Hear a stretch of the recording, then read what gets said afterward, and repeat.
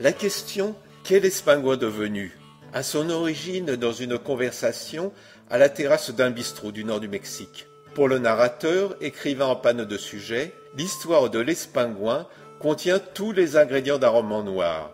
Un Espagnol au passé inconnu, disparu après une descente de police et puis, mystère.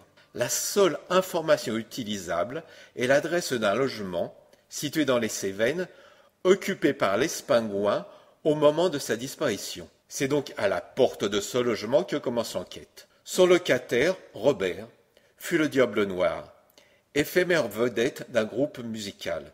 Lui-même est obsédé par l'histoire de l'Espingouin et révèle les informations qu'il a pu glaner. Mais ces révélations ne font qu'embrouiller les pistes. Les individus que le narrateur est amené à contacter lors de son enquête ont des vies pleines de zones d'ombre. Et alors que cette enquête ne devait concerner que le parcours d'un individu, ce sont les vies souvent troubles de ces différentes personnes qui s'entremêlent dans un récit à tiroir.